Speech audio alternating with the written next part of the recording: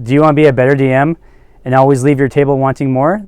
In this episode, I share the pragmatic and neurological benefits of DMing shorter and more frequent sessions. Hey guys, welcome. This is Family Friendly D&D. I am Shepard Knightley, a father, a teacher, a DM, and this channel is for those who want to share this awesome hobby with their kids at the family table or in the classroom. Before we get started, I'm curious what everyone else is doing. What age are your kids that you're playing with? How long are your sessions? Are you breaking that 90-minute mark? And what's the variance from old to young? I'm curious. If you want to comment below, that'd be really cool. Either way, let's get started and get into the meat of this video.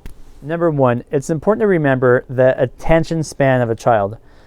So let's just work with a baseline. The attention span of an adult is not very great. The attention span of an adult is stronger than the attention span of a child, typically. Now, what's the standard attention span of an adult? The average adult, their mind wanders a little over 46% of the time according to studies. So research suggests that our minds are wandering almost half the time. You may be saying, my 5-year-old is the same as any functioning adult. Okay, that means they're paying attention a little bit more than half the time. Okay, and that's going into the first minute of the session. That are going into the session at a little over 50%. So imagine where they are hour 1, hour 2. Where's their attention span? Just because they're able to go into a game with a certain amount of attention span doesn't mean they're able to have the stamina we do. So not only is a child's focus limited and less than adults, their stamina for focus is even less than ours. So at the rate they can pay attention, which is less than ours, they can't even do that as long as we can do that. Does that make sense? We can give about 53% of our attention for 2 hours. Maybe some people 4 hours. A child is going to hit their wall really quick. And in fact, the difference between a child and an adult actually is less in focus, which there is a difference, and more in stamina focus. The stamina, the cognitive stamina of a child, most children, is very, very limited.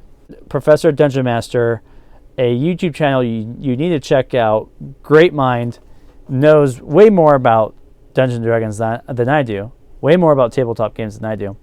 He recommends like 90 minutes. I think that's long. A 90-minute session is if you're only able to do like once a week, once every 2 weeks.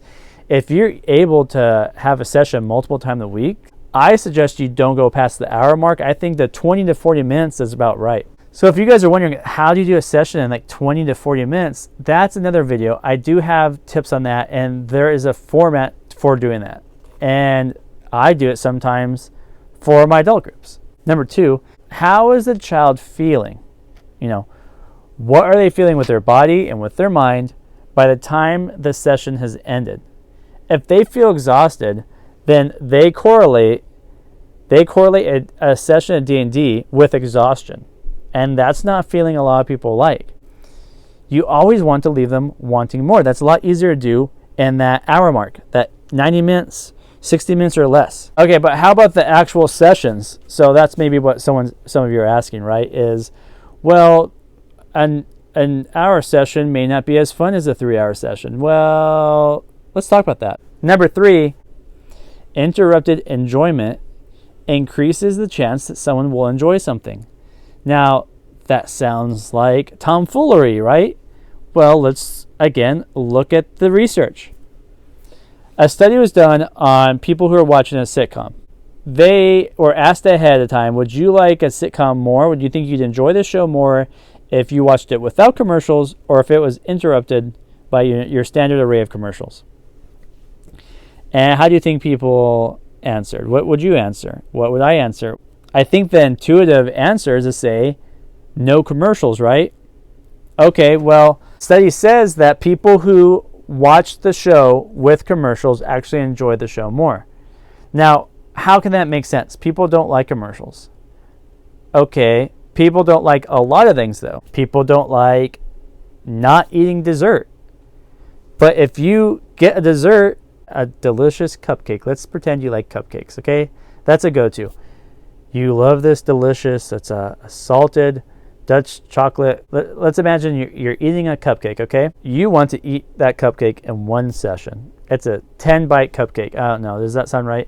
A 10-bite cupcake. Are you going to enjoy that cupcake more if you eat it in 10 bites in one session? Or are you more likely to get enjoyment out of it if you have 2 halves of a cupcake, say a week apart, 5 bites each? You're more likely to find enjoyment from those 2 halves of a cupcake a week apart. The reason why is because your enjoyment has been interrupted. Now think of it this way, for those of you who think this makes no sense. Which one is more enjoyable? Bite 6 of a cupcake or bite 1 of a cupcake? And we're not talking about like, oh, I eat the frosting first or I do this weird thing. No, I'm just like, you're just going left to right, you're eating like a corn cob. Well, you won't do that, but you know what I mean. You're just eating the cupcake normally. You haven't ate a cupcake in forever, and this cupcake's delicious, and that first bite, mouth-watering heaven, right? By the time you hit bite 6, so we're talking about a matter of seconds, right? You're scarfing this thing down.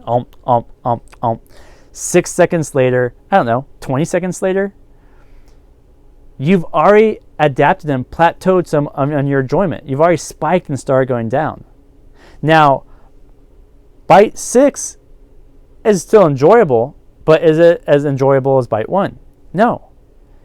Well, when you split that cupcake in half and split the time you eat those 2 halves cupcake, say by a week, bite 1A and bite 1B is better than bite 1A and bite 6 if it was in one session. Does that make sense? We have what's called hedonic adaptation, or what some people call the hedonic treadmill. It says that we as humans, as a species, we get used to things really quick and we go back to our baseline happiness as quick as our brain can. It goes back to baseline. You should enjoy, in theory, the first bite of a cupcake and the second and the third and the fourth and the fifth just as much. It's the same ingredients, right? You're eating the same cupcake. Interrupted enjoyment increases enjoyment. The more you can break up the enjoyment, the more it will be enjoyed. The more you can break up a 4-hour session, the more that session will be enjoyed. The human brain has evolved to think things are lame really quick. So you need to get that session done quick, faster than the brain can go. I've gotten used to this. It's no longer enjoyable. Okay? If you have any questions about DMing at the family table or in the classroom, then you can leave a comment down below, or you can email me at shepherdknightley@gmail.com. I will respond to feedback. I would love to hear what you guys have to say. And don't forget, if you want more stuff like this, please subscribe. Cool? Number one. Number 2. Number 3. Number 4. In summary, what you want to do is you want to first keep in mind the attention span and the focus ability of a child. Secondly, you want to keep your party wanting more and where they're going to want to continue going. Stop there. And that goes for adult parties too. Number 3, remember that interrupted enjoyment increases enjoyment. Number 4, remember that instead of doing something all the time or doing one long session, it's important to do a few short sessions so that the mind never adapts to the stimulus of the game. Sit back down. Okay, so I take breaks between stuff because my mouth gets dry, and I apologize about that. But first, let me explain.